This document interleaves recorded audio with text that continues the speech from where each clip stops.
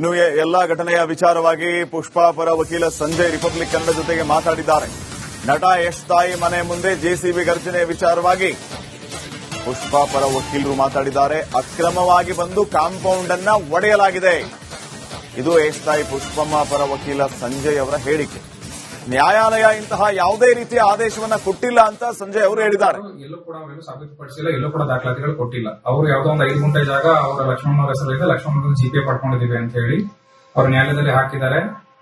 ಉದ್ದೇಶಪೂರ್ವಕವಾಗಿ ನ್ಯಾಯಾಲಯದಿಂದ ನೋಟಿಸ್ ಜಾರಿ ಆಗದೇ ಇದ್ರೂ ಕೂಡ ನೋಟಿಸ್ ಜಾರಿ ಆದಂತೆ ಮಾಡಿ ಏಕಪಕ್ಷೀಯವಾಗಿ ಒಂದು ಆದೇಶವನ್ನು ಪಡ್ಕೊಂಡಿದ್ದಾರೆ. ಆ ಏಕಪಕ್ಷೀಯ ಆದೇಶವನ್ನು ನಾವು ಚಾಲೆಂಜ್ ಮಾಡಿ ಆಲ್ರೆಡಿ ಸಿವಿಲ್ ಮಿಸ್ಲಿಮಿಸ್ ಪಿಟಿಷನ್ 2 ಪಿಟಿಷನ್ ಅರ್ಜಿಗಳನ್ನ ನಾವು ದಾಖಲಿಸಿದ್ವಿ ಕಳೆದ 2025 ಸೆಪ್ಟೆಂಬರ್ನಲ್ಲಿ. ಆ ನಿಟ್ಟಿನಲ್ಲಿ ಅವರು ಕೂಡ ನೋಟಿಸ್ ಹೋಗಿದೆ, ಅವರು ಅಪಿಯರ್ ಆಗಿದ್ದಾರೆ. ಸಿವಿಲ್ ಪ್ರಕರಣ ನ್ಯಾಯಾಲಯದಲ್ಲಿ ಬಾಕಿ ಇರುವಾಗ ದಾಖಲಾಗಿದೆ, ಇನ್ನೂ ಪ್ರಕರಣ ಪೆಂಡಿಂಗ್ ಇದ್ದಾಗಲೇ ಇವರು ಯಾವುದೇ ರೀತಿಯ ನ್ಯಾಯಾಲಯದ ಆದೇಶ ಇಲ್ಲದೇ ಇದ್ರೂ ಕೂಡ ಅಕ್ರಮವಾಗಿ ಕಾನೂನು ಬಾಹಿರವಾಗಿ ಕೆಲಸವನ್ನು ಮಾಡಿದ್ದಾರೆ.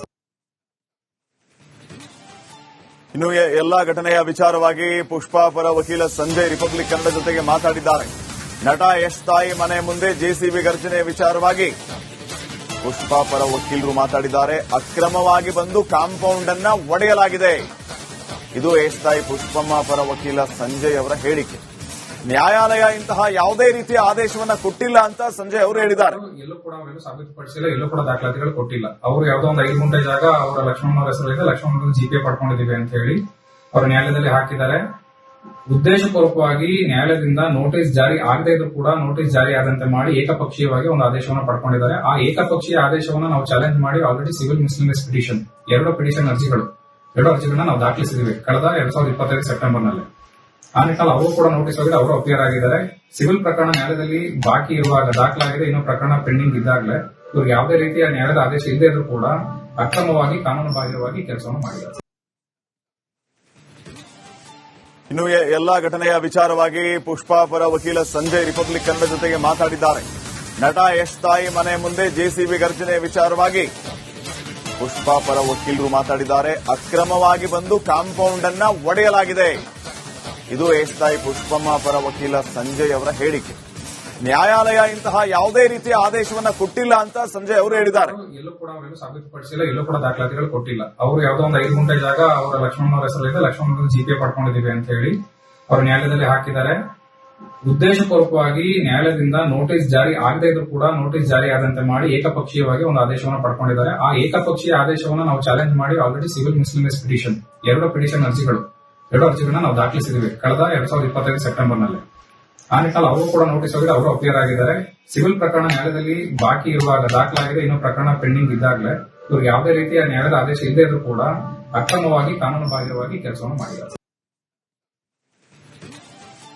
ಇನ್ನು ಎಲ್ಲಾ ಘಟನೆಯ ವಿಚಾರವಾಗಿ ಪುಷ್ಪಾ ಪರ ವಕೀಲ ಸಂಜಯ್ ರಿಪಬ್ಲಿಕ್ ಕನ್ನಡ ಜೊತೆಗೆ ಮಾತಾಡಿದ್ದಾರೆ. ನಟ ಯಶ್ ತಾಯಿ ಮನೆ ಮುಂದೆ ಜೆಸಿಬಿ ಗರ್ಜನೆ ವಿಚಾರವಾಗಿ ಪುಷ್ಪಾ ಪರ ವಕೀಲರು ಮಾತಾಡಿದ್ದಾರೆ. ಅಕ್ರಮವಾಗಿ ಬಂದು ಕಾಂಪೌಂಡ್ ಅನ್ನ ಒಡೆಯಲಾಗಿದೆ.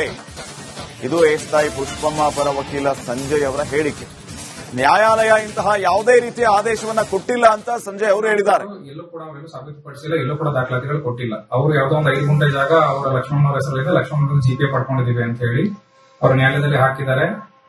ಉದ್ದೇಶಪೂರ್ವಕವಾಗಿ ನ್ಯಾಯಾಲಯದಿಂದ ನೋಟಿಸ್ ಜಾರಿ ಆಗದೇ ಇದ್ರೂ ಕೂಡ ನೋಟಿಸ್ ಜಾರಿ ಆದಂತೆ ಮಾಡಿ ಏಕಪಕ್ಷೀಯವಾಗಿ ಒಂದು ಆದೇಶವನ್ನು ಪಡ್ಕೊಂಡಿದ್ದಾರೆ. ಆ ಏಕಪಕ್ಷೀಯ ಆದೇಶವನ್ನು ನಾವು ಚಾಲೆಂಜ್ ಮಾಡಿ ಆಲ್ರೆಡಿ ಸಿವಿಲ್ ಮಿಸ್ಲಿಮಿಸ್ ಪಿಟಿಷನ್ 2 ಪಿಟಿಷನ್ ಅರ್ಜಿಗಳನ್ನ ನಾವು ದಾಖಲಿಸಿದ್ವಿ ಕಳೆದ 2025 ಸೆಪ್ಟೆಂಬರ್ನಲ್ಲಿ.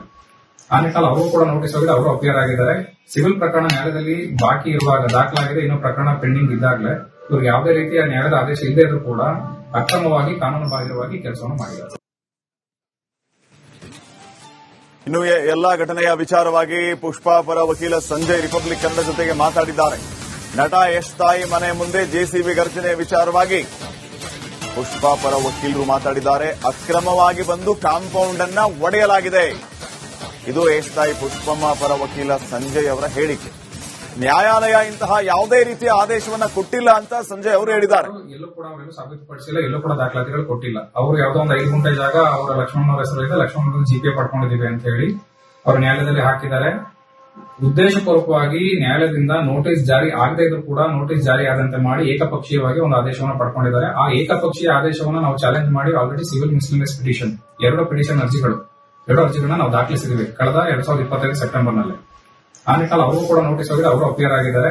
ಸಿವಿಲ್ ಪ್ರಕರಣ ನ್ಯಾಯಾಲಯದಲ್ಲಿ ಬಾಕಿ ಇರುವಾಗ ದಾಖಲಾಗಿದೆ, ಇನ್ನೂ ಪ್ರಕರಣ ಪೆಂಡಿಂಗ್ ಇದ್ದಾಗಲೇ ಇವ್ರಿಗೆ ಯಾವುದೇ ರೀತಿಯ ನ್ಯಾಯಾಲಯದ ಆದೇಶ ಇಲ್ಲದೇ ಇದ್ರೂ ಕೂಡ ಅಕ್ರಮವಾಗಿ ಕಾನೂನು ಬಾಹಿರವಾಗಿ ಕೆಲಸವನ್ನು ಮಾಡಿದ್ದಾರೆ.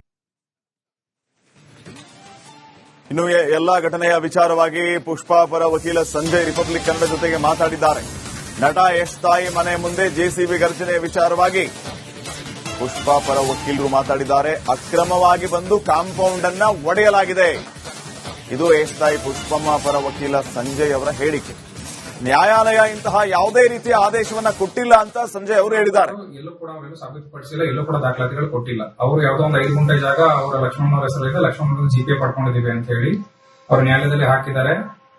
ಉದ್ದೇಶಪೂರ್ವಕವಾಗಿ ನ್ಯಾಯಾಲಯದಿಂದ ನೋಟಿಸ್ ಜಾರಿ ಆಗದೇ ಇದ್ರೂ ಕೂಡ ನೋಟಿಸ್ ಜಾರಿ ಆದಂತೆ ಮಾಡಿ ಏಕಪಕ್ಷೀಯವಾಗಿ ಒಂದು ಆದೇಶವನ್ನು ಪಡ್ಕೊಂಡಿದ್ದಾರೆ. ಆ ಏಕಪಕ್ಷೀಯ ಆದೇಶವನ್ನು ನಾವು ಚಾಲೆಂಜ್ ಮಾಡಿ ಆಲ್ರೆಡಿ ಸಿವಿಲ್ ಮಿಸ್ಲಿಮಿಸ್ ಪಿಟಿಷನ್ 2 ಪಿಟಿಷನ್ ಅರ್ಜಿಗಳನ್ನ ನಾವು ದಾಖಲಿಸಿದ್ದೀವಿ ಕಳೆದ 2025 ಸೆಪ್ಟೆಂಬರ್ನಲ್ಲಿ.